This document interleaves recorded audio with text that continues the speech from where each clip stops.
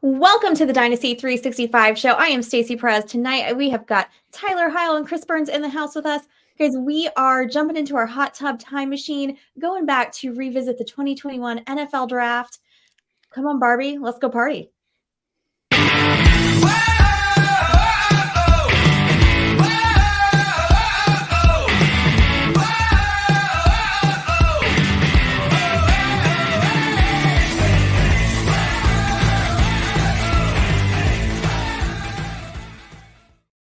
What is up, everybody? Before we get started, remember to go on over to the subscribe button on YouTube and hit that if you haven't already.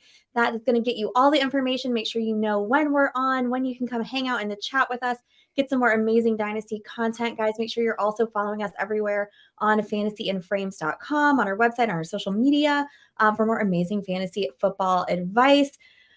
Tonight, before we get into our topic for this evening, the 2021 draft, I want to do some friendly banter. And our topic for friendly banter for tonight would be, what was your favorite memory from 2021? Since we're doing a little time traveling, going back to that draft, I want to know what everybody's favorite memory was. Chris, what was yours? I'd have to say, looking back the 2021 football season, my favorite memory had to be the Dolphins like sweeping the New England Patriots. You know, the games were bookend, so we took the first game of the season, we beat them the last game of the season, and even though the Dolphins didn't have like a stellar year, you know, it was way ups and down, 5 wins in a row, 5 losses in a row, crazy. It only finished 9-8. It was beautiful knowing that we stopped the New England Patriots from winning the division. We opened the door. Buffalo took it.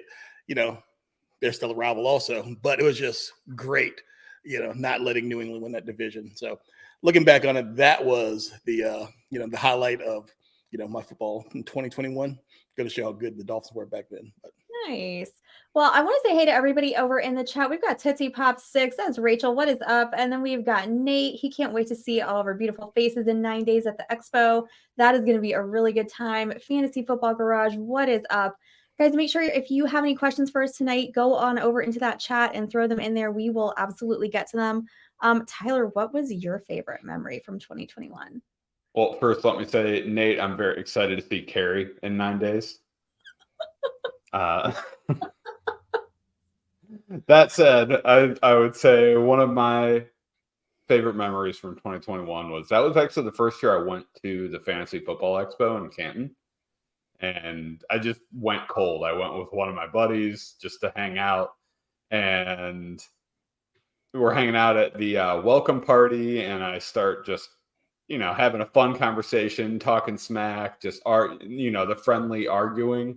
And with a total stranger, and it ends up being Nate Markham, who says, "Oh yeah, you could just talk for hours. Here, let me introduce you to Jorge." So Nate pulls me over, introduces me to Jorge, and they're like, "So you want to write a waiver wire article for us?" Yeah, why not? And it went from there, and here we are today, 2 years later. Nice. That's such a good memory. We should have saved that one for last. That's really just so wholesome and precious. I like that a lot. Nate says, yeah, you wouldn't be here without me. So Nate absolutely taking credit for that 100%. Jake from State Farm, I see your question in the chat. We will get to you in just 1 second. So hang tight. So my favorite memory it's actually 2 memories, but they both took place within 2021. So it counts. So in July of 2021, I got to go to the Stanley Cup Finals in Tampa and watch my Tampa Bay Lightning win the Stanley Cup in our house. And it was one of the best things I've ever been to. Playoff hockey is just such another, animal. But just to see my team win at home was just crazy. And then a little bit later, a couple months later in October, I was able to go to the World Series because my Atlanta Braves were in the World Series, and I got to go up to Atlanta and see them play in Game 4. So I didn't get to see them win, but I did get to see them win that game in Game 4 for the World Series. So I got to see both my teams win championships in the same year. So that was definitely a huge bucket list thing for me and something that I will never, ever, ever forget. So let's get to some breaking news here. And we've got there's so much training camp stuff going on. But one thing that is obviously dominating the headlines right now is the Jonathan Taylor drama. So Chris, what do you think? What do you think about this trade request? Do you think it's going to happen? Do you think it's just a bunch of smoke? What are we going to be looking at here when the season starts? For the trade request, unfortunately for Taylor, I don't see him going anywhere. Like, he's in the final year of his rookie contract, and he's looking for a long-term payday. But the problem is, NFL teams and owners have pretty much shown that they're going to toe the line and not pay running backs. So for him to be traded, the team taking him on has to be willing to give that king's ransom that the Colts are going to want for him. And then they're going to also have to give him that long-term contract that he wants. And with this market, I just don't see that happening. There's things that he could do, like holding out. I don't think it's going to be an option. I think he'll end up playing just because the way the CBA is structured. Him being a second-round rookie, he can get fined up to $40,000 a day for holding out. And it's not like the previous CBA where that can be forgiven. You got to pay that. And that ends up being a big bill. So I don't see that happening. Could go the route of the holding in where there's something nagging or whatever that could keep him from getting on the field, which could also, could also let them think that, all right, that might not be a reason to tag him next year, which they still can for like a couple more years. So it's really not looking good. But as far as for Dynasty, I think if he does get traded wherever he goes, that he is going to be an asset wherever he lands, just because of the talent that's there. So I really think that it's too early to panic right now. Just wait and see exactly what happens. But make sure you monitor the situation, because Irsay, I have no idea what this guy's going to do. He's a wild card. So I don't think he's going to move, but we'll see. Tyler, what are your thoughts? Calling Jim Irsay a wild card is the nicest characterization of complete whack job I've ever heard. Especially after some of the memes that I've seen going around today. Comparing him with some characters from some movies. Yeah. Wild card's pretty nice. So where's this going to go? First of all, let me say, I think we've gone too far with the running back market. We have overcorrected. It's time to get back to somewhat reasonable negotiations. I think these owners and GMs are just nah, I'm not going to be the next guy to give this running back contract. They're in some stupid, inane, unnamed conversation or competition, that no one should ever be in. Jonathan Taylor's a really good player. Saquon Barkley's a really good player. He's done everything that the Giants have asked him to. Yeah. And he's succeeded, and he's given Daniel Jones the chance to succeed. Josh Jacobs is a monster. He was the best running back in the NFL last year. He carried that team because they could not pass the ball. Come on, just pay these guys. Do they want $16 million? It's probably not worth that, but what's wrong with 3 years, $40 million? A little over $13 million a year. The pendulum has swung too far. Let's correct this. All superstar running backs do exist, and I would say Jonathan Taylor is one of them. Josh Jacobs was one of them last year. Guys like Nick Chubb, Derrick Henry, they are one of them. So let's relax with this. Get the nerds out of here. I'm just going at all the nerds. Sometimes running backs do matter. But the trade's not going to happen. No team is going to pay draft capital and then give Jonathan Taylor a contract. There is no trade happening. They need to figure it out for 1 year. Maybe they can tell him that they won't tag him after this year, but that's not going to happen. So we'll see. It's going to be ugly. Vegas doesn't need Josh Jacobs. They're working out Rex Burkhead. Come on. Vegas doesn't need much. Speaking of Vegas, this is completely off topic. Go for it. I had this thought this week that, Bill Belichick hired Bill O'Brien. And I'm like, wait a second. I think Bill Belichick just spent last season assuming Josh McDaniels was going to get fired in his first year as a head coach and just put someone at offensive coordinator that he could easily jettison this year. And Bill Belichick was probably just disheartened when Josh McDaniels did not get fired and come crawling back to be the OC of the Patriots. Come for the dynasty advice, stay for the conspiracy theories. Because I love that. I think that, yeah. that would explain a lot of decisions that were made on that team last year. Just waiting for Josh to screw up, which he did, but Now they can't afford to fire him. Yeah, Mark Davis can't afford another coach. John Gruden. Yeah. Me for one, I mean, I'm just here for all this drama, right? Like this is just getting wilder every single day. And it's just insane. You know, I mean, you've got Irsay, who's absolutely bananas. I mean, remember, so speaking of Josh McDaniels, right? Did you guys hear the rumors about why he wouldn't take the Colts job? No. About how his wife like put the kibosh on that after Irsay came to their house and spent like entirely too much time in their bathroom, and got really super weirded out by him and was like, no, like you can't work with this dude. And then now like we're rolling up to like Colts practice in his giant RV, you know, having it out with Jonathan Taylor. Like, this guy's crazy. You hired Jeff Saturday to coach the team. Like, you have no idea what's going to happen, right? I mean, common sense would say, look, you know, pay the guy. He's a great player. He's carried your team. You know, like what are you doing? He's, you know, one of your best players, you know, but I don't think common sense has any room in this conflict here at all. So I don't know. I don't know where it's going to go. I don't think he's going. I don't think Taylor's going anywhere, but I'm here for it. I'm here for the drama. All right. Do you want to answer this dynasty with contracts question from Jake at State Farm? Exactly. Yeah. So before we jump into our stuff, I want to get to this question. So Jake from State Farm, I hope it is the real Jake from State Farm. That would be pretty exciting. He has a dynasty with contracts question. So it's a 1 quarterback, half PPR. He has Allen and Burrow. Hope Burrow's calf is okay. I'm willing to donate if needed.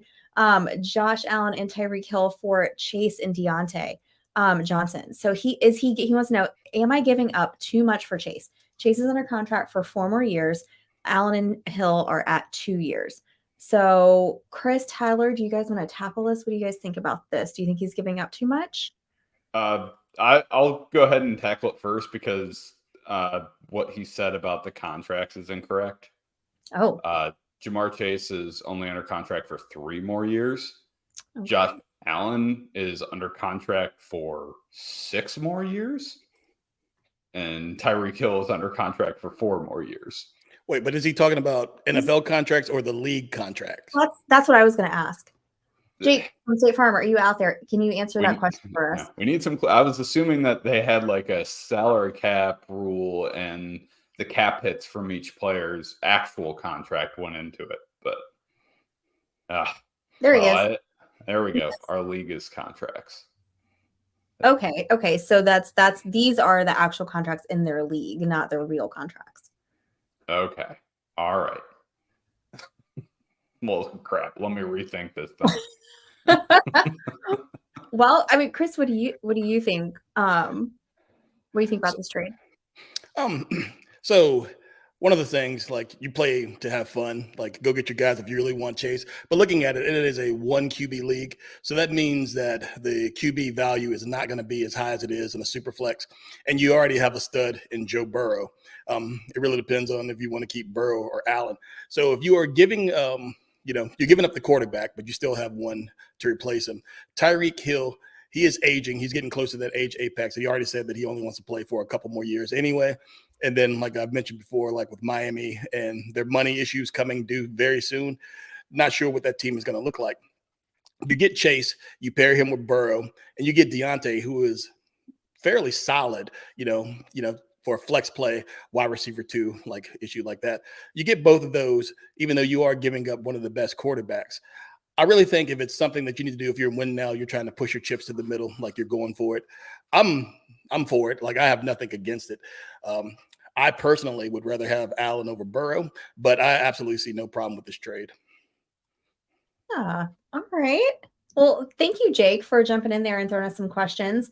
Fantasy Football Garage, I see you over there wanting to know about Najee and Pickett. Don't worry, we are going to get to Najee in just a little bit here, so we will come back to you and talk about Najee in a little bit. Tonight, our in-house Potterhead, Tyler is going to grab his time turner from Hermione. And I hope that's a reference all of you get. If not, look it up. But anyway, we are going back in time to 2021 draft night. We are going to run through this draft class and see who's exceeded expectations and who really hasn't lived up to the ones that they were drafted with. So what we did, because there's so many people here, guys, if we talked about each guy, we'd be here until the draft for next season. What we're going to do is we're going to break him down into position group and go position group through position group and talk about the draft picks from there. So let's start off with our quarterbacks, guys. Some of our contestants from the 2021 draft are Trevor Lawrence, you may know from Jacksonville, Zachary Wilson, famous cougar hunter up in New Jersey, Trey Lance. I don't have anything funny to say about Trey Lance. Justin Fields, Mac Jones, Kyle Trask. Make sure to put emphasis on that K. And Davis Mills, guys. Okay. So these are our quarterbacks from the 2021 draft. So we're going to play a little game of hit, miss, and then Tyler is going to redo this draft order to what he thinks it would be like if we drafted these guys today. So Chris, you get the hit player. So who did you take out of our group of guys here? All right. So I'm going to make it easy for you guys. I'm going to take the hard choice, and I'm going to take the number one overall pick, Trevor Lawrence. He's the hit for me, like I'm talking about today. You look at his rookie season, he comes in and he wasn't as dominant as everybody thought he was going to be, just being so highly touted at Clemson. But there are reasons for that. You look at that Jacksonville team, Urban Meyer, one reason, don't need to get into more of that. Travis Etienne, he was hurt, missed the season. Marvin Jones and Laviska Shenault. I mean, they tried to help, but they didn't really provide much to him. You fast forward to his second year, Peterson comes in. Christian Kirk and Zay Jones, I think they performed better than a lot of us thought they were going to be, and that worked out. Evan Ingram, he was a surprise, had a decent season. Travis Etienne, he comes back from the injury. He has 1,000 yards. And you see Lawrence, he takes that step forward. He has an increase in yards, an increase in touchdowns, and he lowered his interceptions, which is also good. He took them to a playoff game. And in that playoff game, he was kind of up and down. He had 4 interceptions, but he also had 4 TDs to help bring them back and overcome that large deficit against the Charger team. You look at this year, good things going for him. There's continuity. The coaching staff is back. Travis Ridley, he comes into the fold. And you look at that division, I don't think anyone's really thinking that the AFC South is going to be a juggernaut. You got 2 rookies who are projected to start at some point in time with Richardson and Stroud. And then you look at Tennessee, where a lot of people are seeing them as aging. Derrick Henry, how much tread is left on that tire? Tannehill, if he gives way to Levis, who knows what's going to happen there? So the division really is going to be a danger. And it is possible for him to put up career numbers. I can see like him getting a peak in yards and touchdowns. And another thing about him, he has that sneaky rushing upside, which we love in our quarterbacks. Like he's flirting with the 300 yards rushing a year and 5 touchdowns. He has that upside. So at 23 years old, he's a dynasty starter for years to come. So he's my hit for right now. Fields, he still can become like that dual threat that everybody really loves. But as of right now, if I had to pick today, my hit is Trevor Lawrence. Okay. I don't think you can go wrong with T-Law at all. I'm going to do the miss.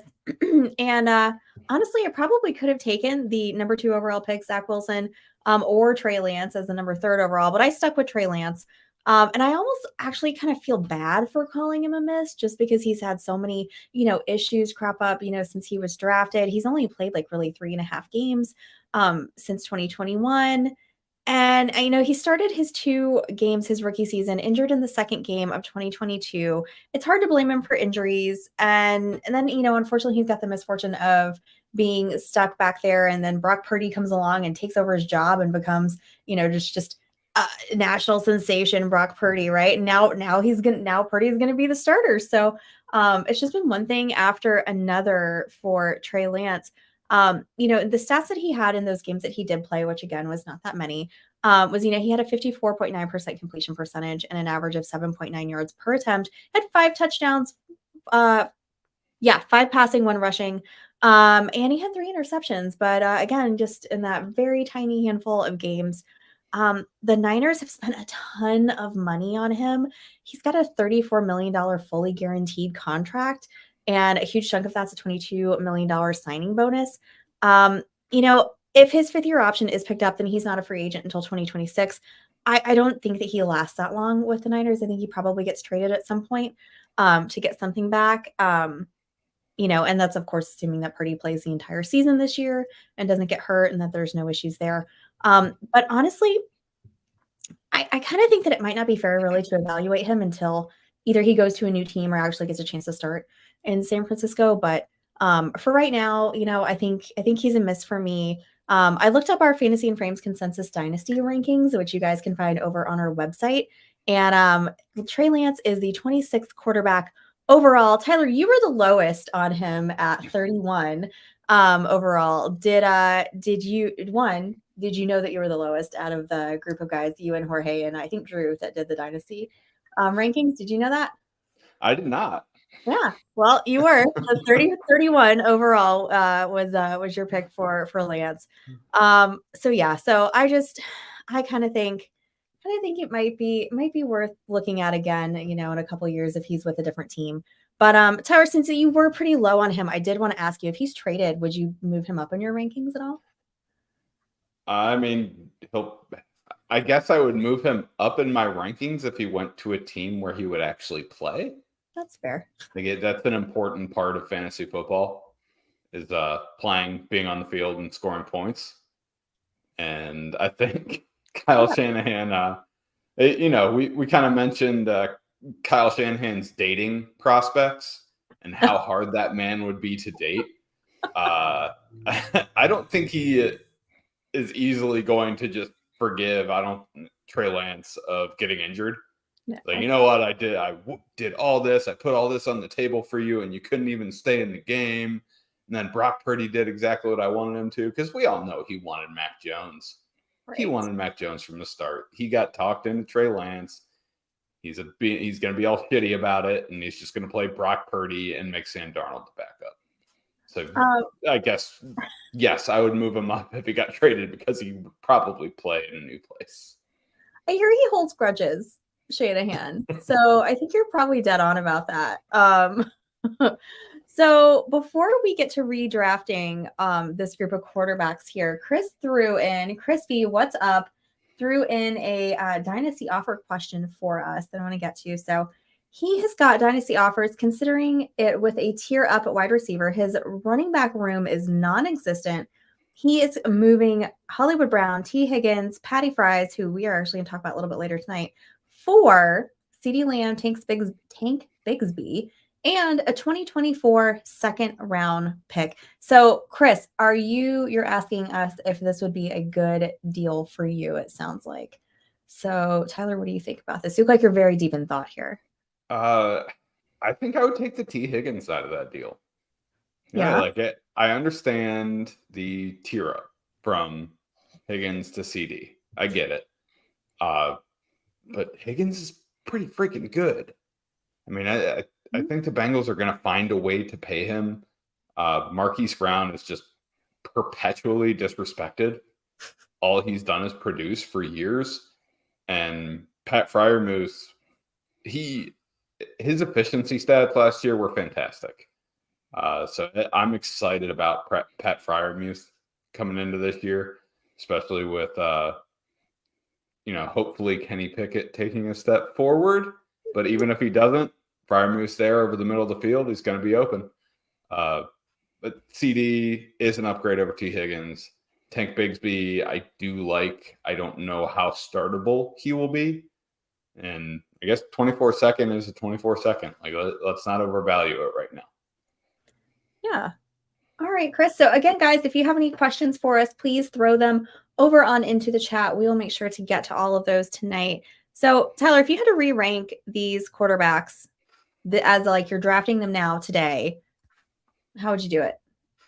All right. So first, the way they were drafted back in 2021, Trevor Lawrence was 1, Trey Lance was 2, Justin Fields 3, Zach Wilson 4, Mac Jones 5, Kyle Trask 6, Davis Mills 7. If I were re-ranking them, Trevor Lawrence remains at 1. That one's pretty easy for me, although Justin Fields is very exciting. Justin Fields is my number 2. I went Mac Jones at number 3, because I think he is actually, I feel like he has a Derek Carr career in him. If Belichick doesn't try to do any weird stuff with the OC again. Number 4, I had Davis Mills at 4. Okay. I'm like, you know what? I've got to give the guy a chance, and I put Trey Lance at 4. But question: this year is 2023. In December this year, my son is going to be turning 8 years old. If we use that time turner and go back and look at around Christmas time, 2019, my son is 3 years old, getting ready to celebrate his 4th birthday. How many games do you think Trey Lance has started in that time period? Oh, yeah, I I'm was going to told, go ahead. but It's 7. 7? 7 games Trey Lance has started since my son has turned 4 years old, and he will now be 8 in the coming months. Anyway, number 5 is Davis Mills. Number 6 is Zach Wilson. Number 7 is Kyle Trask. Number 8 is Kellen Mond. That doesn't really matter. Poor Trey Lance. Yes, because Davis Mills and Zach Wilson were very, very similar in the numbers they've put up in the last 2 years. And Davis Mills played enough games where he was actually a startable super flex for you for the last 2 years. So I'd be happy with that, getting him. And he was going pick 30, so in the 3rd round. So Yeah, 3rd round pick. Yeah. Yep. Yeah. Davis Mills out of this group. Who would have thought, right? Oh my goodness. All right, guys. So let's I was move just going to say he was the Texans' first pick. Yeah, he was. He was lofty expectations. And still did better than some of the guys on this list here. So not too bad. What's up, Joey Wright? Hello. We see you in the chat over there. All right, guys. So let's move on to our wide receivers. And instead of doing what we just did with the quarterbacks, we're going to play a little game called Keep, Trade, Cut with them. I'm going to tell you all of our receivers here and who they are. Obviously, you guys remember Jamar Chase, right? Jalen Waddle, Devontae Smith, quite the receiver group from this year's class. We've got Kadarius Toney, who I'm glad we're doing this game now instead of a few weeks ago. Rashad Bateman, Elijah Moore, Rondale Moore, Dwayne Eskridge, Tutu Atwell, Terrace Marshall, Josh Palmer, and Amon-Ra St. Brown are our draft picks from, the ones that they're obviously more than that, guys, but we tried to keep it to the people who were fantasy relevant for the most part. So in our little game of Keep, Trade, Cut, guys, we are not allowed to pick Jamar Chase or Jalen Waddle because that is just way too easy. Obviously, we are keeping both of those guys, no doubt. So let's talk about some other people that we are not going to be keeping or trading or cutting with them. So, Chris, who's your first guy? Who is your first keep? Okay, so for my first keep, again, I'm making the hard choices tonight. And my keep is going to be the number 10 overall pick, Devontae Smith. And there's just so many things about him that I like.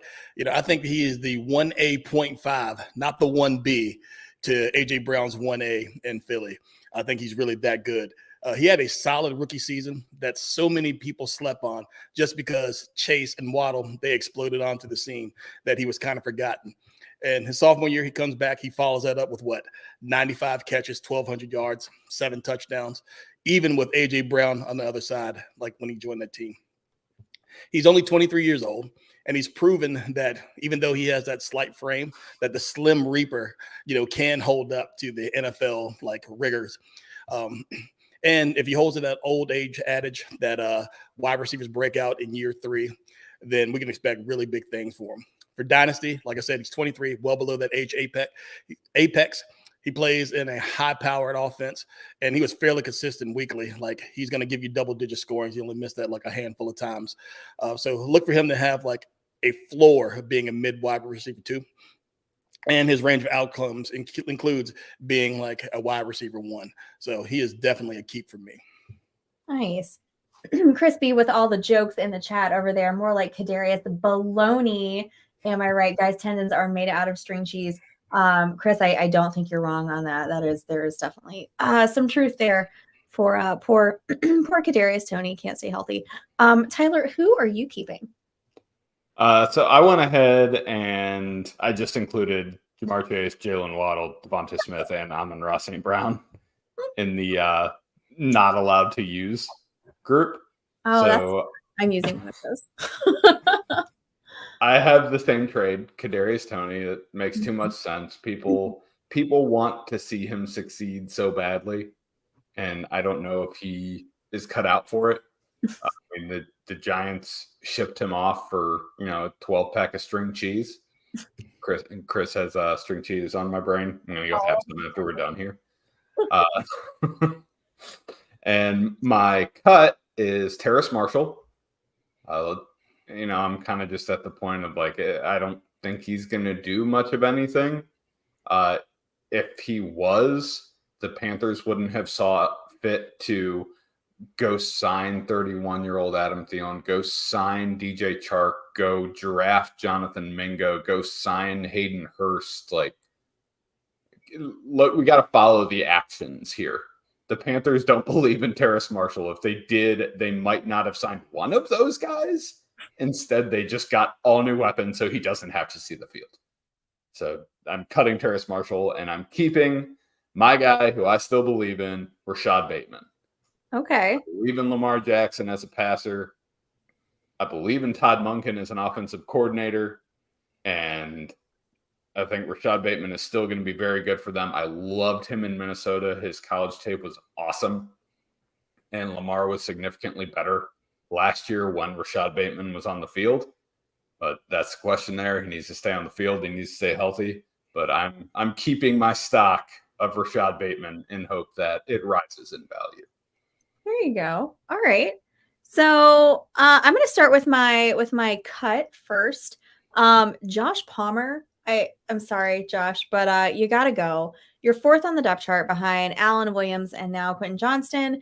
And I think Quentin Johnston's definitely taking your job. I mean, have you guys seen those training camp videos that are out? And I know it's training camp. Don't start with me on that. But like, come on, man, the dude is crazy.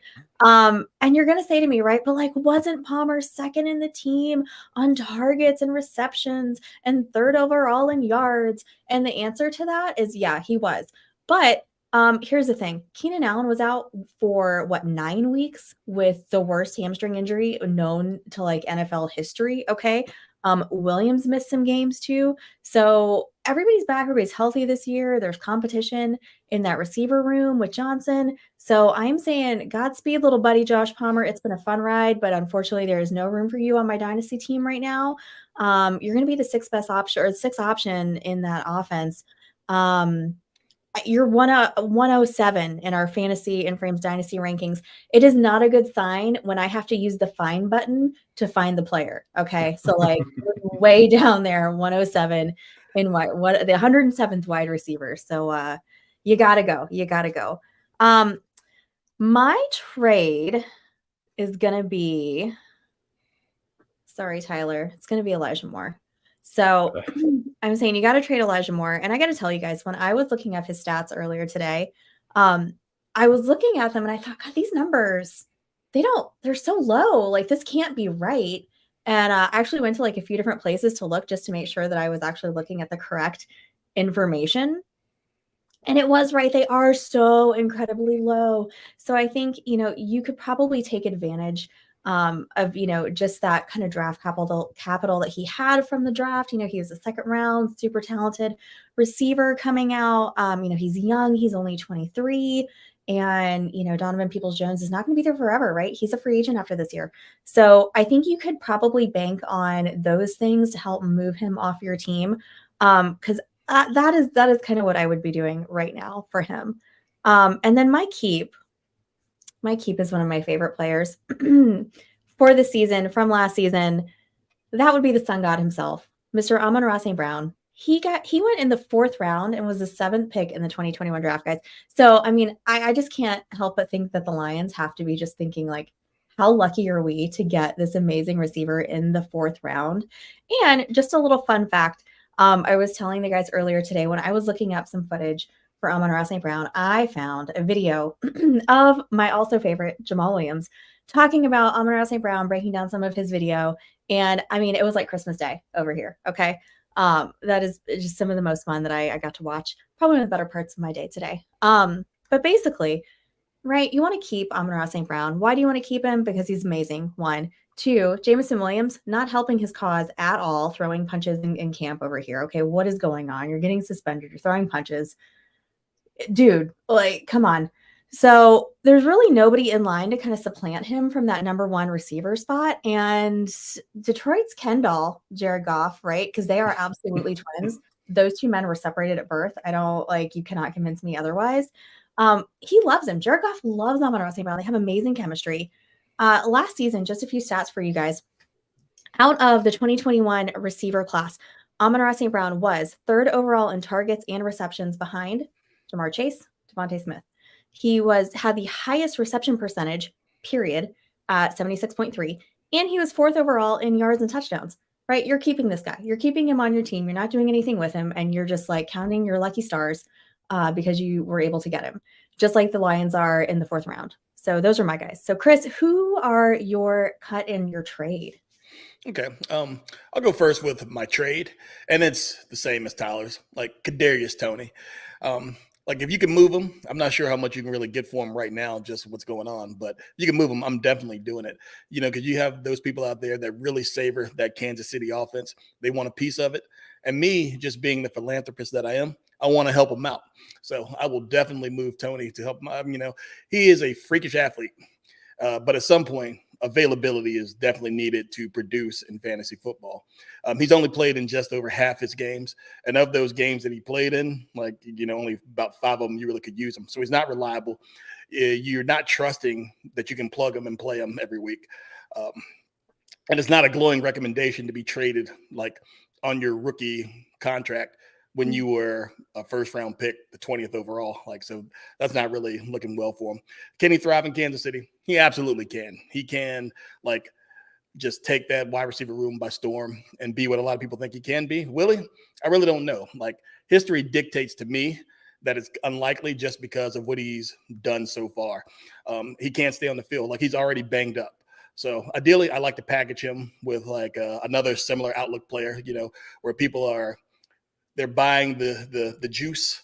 Like they really want that expectation. So they're going to pay for the expectation versus the production, and trying to get a stable vet or some assets that I can use like in the future that'll just give me more reliable assets. Like, cause I can't trust Toney, and if I can't trust him, I'm not putting him in. So that means I'm going to miss that 1 big week a year that he's going to give you. So I'm shipping him. That 1 big week a year that he's not in the yeah, he's blowing it up on your bench and everything, you know. So I'm not looking for that. And for my cut, I'm gonna go with Dwayne Eskridge. Like a lot of you probably forgot that D. Eskridge like is an NFL player, and I really don't blame you. So my question, if you haven't cut him yet, is why not? Why is he on your team? Those 17, you know, catches in 2 years, probably not helping you win a lot. You're not like getting trophies with D. Eskridge helping you out. He's a roster clogger. He was overdrafted, and you put him on your team expecting that something might happen, and it has not. They had added Jackson Smith and Jigba, and so long, farewell, Avita Zane, goodbye, Mr. Eskridge. Nice. So that's going to wrap it up for our receivers. So now we're going to move on to running backs. We're going to go back to our hit miss redraft. Chris, you're getting the miss. I'm getting the hit. Tyler again is putting them in today's draft order. So our contestants are in order of how they were drafted: Najee Harris, Travis Etienne, Javonte Williams, Ramondre Stevenson in the 4th round, guys.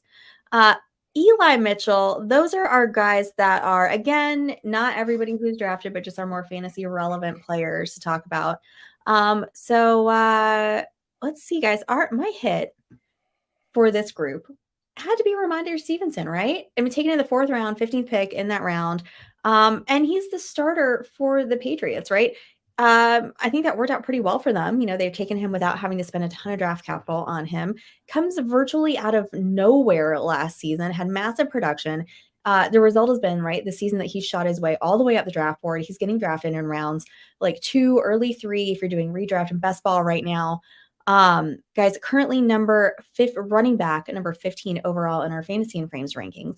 Last season, he was top 15 running back overall in total yards, got a 3-way tie for 9th in yards per attempt, and he had the actual same amount of touchdowns as he had the year before, which was 5. Little concerned about what a potential free agent signing could do for him and his fantasy value. As we all know, we've said this numerous times, but Belichick hates your fantasy team. And especially, if it's Zeke that goes there, Dalvin Cook, it doesn't really matter. I don't think anybody signing there is gonna cause that to be a little bit of a hit for Ramondre. But as far as looking back at our draft and who's done well and who maybe hasn't, I don't think you can discount what Ramondre Stevenson has done considering where he was drafted out of this group. So I'm a big Ramondre fan, and that's why I'm taking him as my hit. So Chris, who's your miss? All right, because I am just killing it, with my picks. Is it possible? Can I do this? Can I say that I don't think that any of these running backs really were a miss?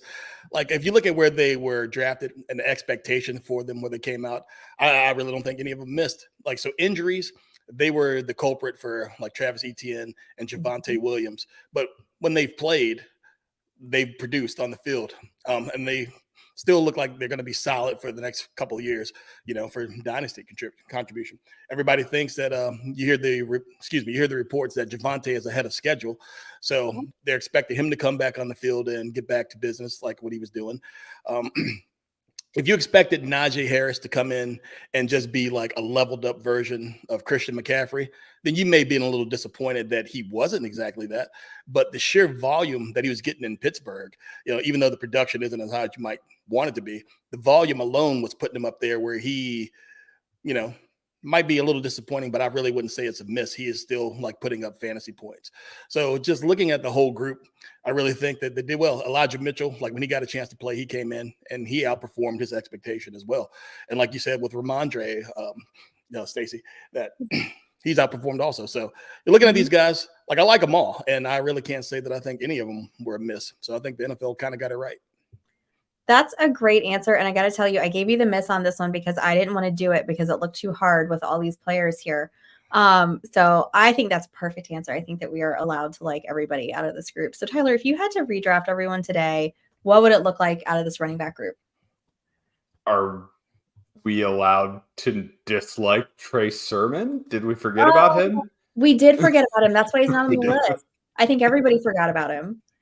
Poor Trey Sermon. Because he was the RB4 in this class.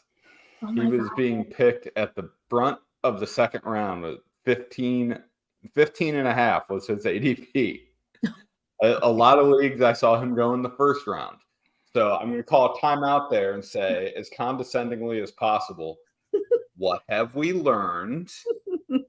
And what we have learned is we don't trust Kyle Shanahan. Yes.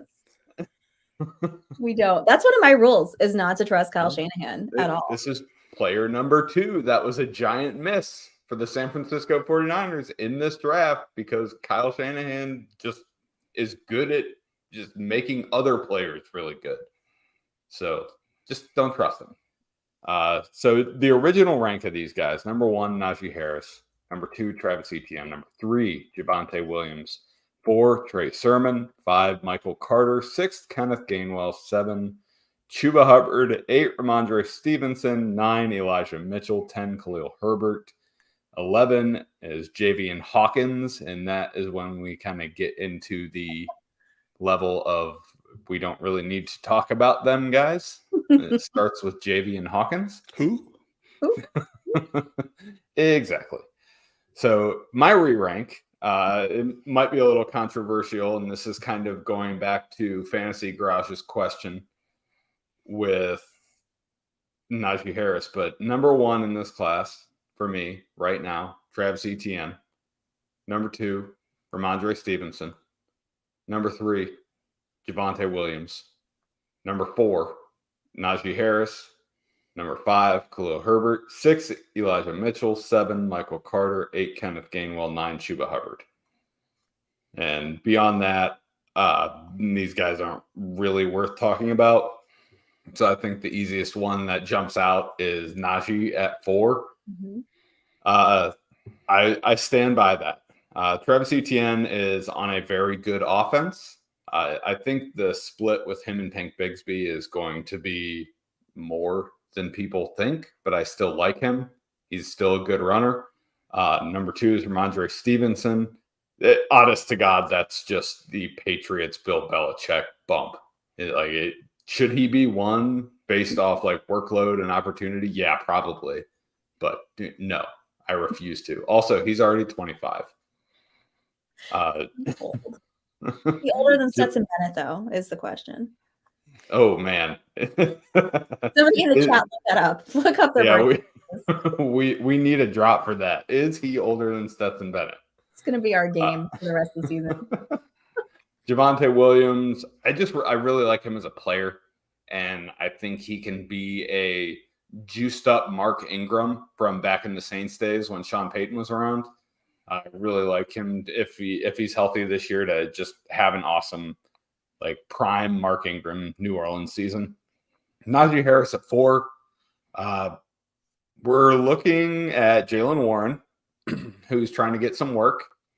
We're looking at Najee Harris, who underperformed last year because he didn't get 47 million targets from Ben Roethlisberger, who couldn't throw the ball further than 5 yards. He's not very high on the explosive play list because he's just not all that explosive of an athlete. I hate to say it, but I think Najee is a slightly souped up Jag, just a guy. Okay. And he's in an offense with an offensive coordinator that I don't trust, a quarterback who I'm bullish on, but okay, and a backup running back that's been nipping at his heels for months and looked really good at the end of last season. And he's going to be 26 by the end of the season. So that is my rationale for having Najee Harris at 4. What, didn't you say expiring asset? Isn't that what you said last week? Was that your phrase? Yes. Yes, expiring asset. Expiring asset, get him out of here. He is not going to sign a second contract. I would think Mike Tomlin would probably pick up his 5th-year option just because that's Mike Tomlin and he likes to run the ball and he likes taking care of his players. But yeah, they will likely not re-sign him because I think they can do better. All right. So we did have a question in the chat related to running backs. And I want to ask you guys, what would be, the question is like, they want to know like a good way to understand volume at the running back position. Chris, Tower, do you guys have a good way to kind of explain like what a good volume would be for guys as far as fantasy, to make them fantasy relevant? Yeah. I mean, I think you're looking at someone to be fantasy relevant, a minimum of 10 touches a game, and that's between rushing and passing, and hopefully it's tilted more toward passing. What you really want is 15. 15 and opportunities a game are acceptable. Opportunities meaning targets rather than receptions, because running backs typically catch the ball at a clip of anywhere between 75 and 85%. So if they're getting 4 targets, they are likely catching 3 of them because of the ease of the targets. So volume-wise, I'm looking at 15. I'm just pulling all this from when I do projections every year, and it breaks it down by game. And 15 is kind of that magic number that you want to be at for a fantasy relevant running back. Right. Yeah, I agree with everything Tyler said. Just to add to that a little bit, the volume running back, the 3-down running back, they're becoming few and far between in the NFL. Committees have taken over, and there's always going to be like a higher share player. So when you look at that, if you're looking at shared backfields, you want to look at the more valuable, like asset in that backfield. Like, so which of those touches are going to mean the most? Is it a team that dumps the ball off to the running back a lot more because then you want that receiving option, or is it a team that they like to plod, plod, don't really, use that third down back a lot? Then you want to go for, the more proven in between the tackles rusher. And then you also got to look at the rushing quarterbacks now, like with the whole like muddle huddle that Philly runs where Jalen Hurts is getting a lot of touchdowns. You look at Josh Allen, he's getting a lot of touchdowns. So you just want to look at who's getting the value touches. And then that's what you want to lean on also. But everything that Tyler said about the volume, you want to hit that sweet spot, 15 to 20 touches, for that volume. And that's what you're looking for, in my opinion. Thank you guys. And thank you guys for the questions too. Just throwing all the, sorts of questions about like what we're topics on, about other dynasty stuff going on. Appreciate all of that interaction from the chat.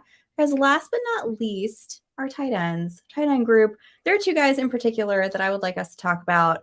One would be Kyle Pitts. Two would be the aforementioned Pat Freiermuth, Patty Fries, as I like to say, because Freiermuth sometimes just gets stuck, in your mouth coming out. So Patty Fries is much more fun anyway. So Tyler, I want you to talk about Kyle Pitts and tell me, he was drafted 4th overall in this draft. Did it pay off for the Falcons to take him at the 4th overall? If we were drafting today, would you do the same?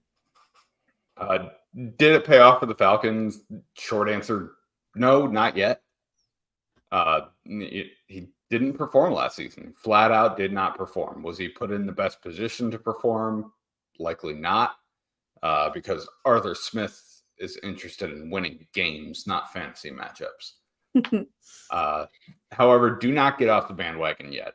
Do not leap off of a moving bandwagon. Do not leap out of a moving car, because Kyle Pitts is going places. All right. He is still a unicorn among unicorns. That dude, all of the conversation this year at the NFL draft of, Anthony Richardson is the most athletic person to ever play the quarterback position in the NFL. We're having that exact same conversation for Kyle Pitts 2 years ago. This guy is still a freak show. So let him cook is what I will say. Would I draft him at the 4 spot right now? No, I can't. Especially considering a super flex league, you have to take Trevor Lawrence. I think you have to take Justin Fields because, even if he only plays this year and the next year, he's going to be an ultra high level contributor. But I believe in Fields to figure out the passing point and still be successful for years to come. And you cannot take Kyle Pitts right now over a quartet of superstar wide receivers. And I'm not exaggerating when I say superstar wide receivers. We have Jamar Chase, Jalen Waddle, Devonta Smith, and Amon-Ra St. Brown. They have all been elite producers. You can't take the dream of Kyle Pitts over elite production. That said, I would probably still take Kyle Pitts over all these running backs right now because a lot of them are in timeshares. I don't necessarily believe in some of them, as I just covered. And some of them are just getting old. They're hitting that running back age curve rather quickly, and people don't even realize it. So would I draft Kyle Pitts at 4? No. Would I draft him at 7? Yeah, probably. That's what I was going to ask. I was going to say, is it top 10 for you? Is where you would take him if it were today? Sounds like yes. Yeah. If you really need a running back, okay, we can talk about it. But if we're just drafting in a vacuum based off talent and potential, I would probably lean toward that 7 spot. Okay, nice. So there is hope for all of you Kyle Pitts owners out there. Second tight end, Pat Freiermuth, he was taken 2nd round, 23rd pick overall. Chris, you get Patty Fries. Tell me if he was a 2nd round steal or if that was just right. I think he was drafted like in the right spot, just because of the way that Steelers team is constructed. He's a huge, sure-handed target, like, in the middle of the field, and he complements their weaponry. he has the potential to finish as a tight end 1. And he kind of needs Kenny Pickett to step up a little bit and find him more like when they need that big possession catch. And that's where he operates in that part of the field.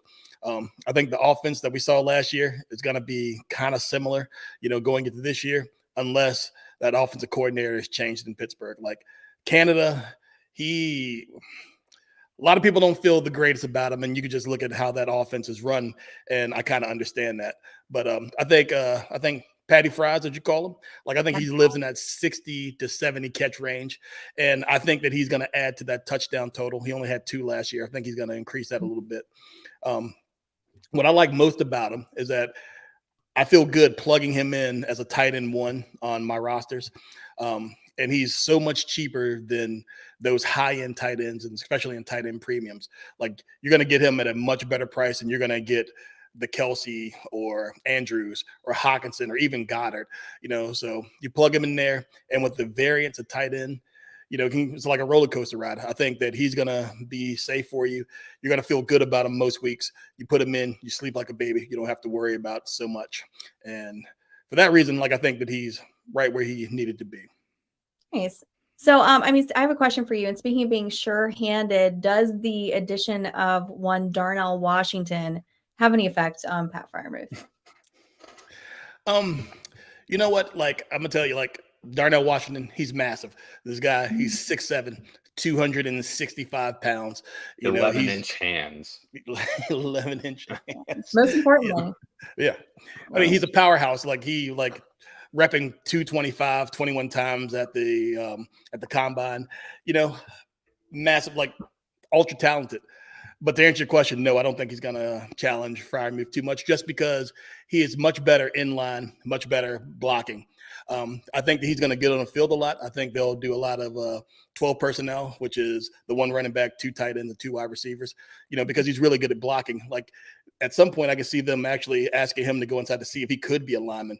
You see the reports that he is beating TJ Watts in reps, as a rookie tight end, which is pretty impressive. This guy's going against an all-pro and he's succeeding. His footwork is not the greatest, and he can catch the ball. So if he does run a route, it's not going to be the prettiest route that you've ever seen. But if he gets there and the ball's there, he can catch it. So I don't think he's going to challenge too much in the passing game, but I do think he's going to be a big part for Pittsburgh in that run game. And maybe he can help, Najee move up Tyler's list a little bit. So we'll see what happens. Just in comparison, Pat Freiermuth's hands, I did check this out, measured in at 9 inches and 9 7/8 inches, which was much smaller than I expected from a tight end. Poor Kenny Pickett coming in at 8.5, which if you've got Darnell Washington, who's 11 inches, as in the size of this piece of paper, you got Kenny Pickett, who is the width, guys. So there you go. No, I didn't say that word. Tyler Howell did not.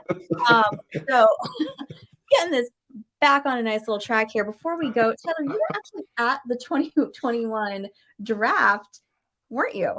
I was. It was in tropical Cleveland, Ohio. Oh man, that was an interesting time. The draft was in April in Cleveland. For anyone that has lived in Cleveland or lived in the Midwest, they know April is a touch and go there with weather. It's a questionable time. And the first night of the draft, they had it on the freaking lakefront, which probably not the best decision. It was the best location for view wise. Weather-wise, probably not. I was back in a lawn with electronics that weren't working. It was probably 45 degrees. It was rainy. I couldn't hear anything. So we left halfway through the first round, went back to my buddy's house, drank way too much, and watched it at home because that was a miserable experience. That sounds much better. Guys, where's the draft going to be this year? This coming year? Kansas City, right? Yes, I think so. Or was it in? No, it was just in at Kansas City this year. City. I don't know. We're gonna have to find Vegas? out. I'm not sure. Is it? Yeah, we'll have to find out. All right, guys. So in Detroit, it's in Detroit. Yeah.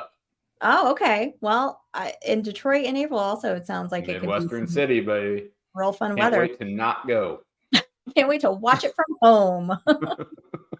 All right, guys. Well, this has been such a fun time looking back at that 2021 draft class, doing a little flashback to that time. So, guys, we're going to be back with you next week. But before that, I want you to run on over, hit that subscribe button on YouTube, follow us everywhere on social media. You can find Chris down here at the Dynasty Deviant. You can find Tyler Heil at FF Tyler Heil. You can find me at Stacy _Perez 83. Make sure you're following all of us at Fantasy and Frames. Guys, we are going to see you all next week. Have a good night, everybody.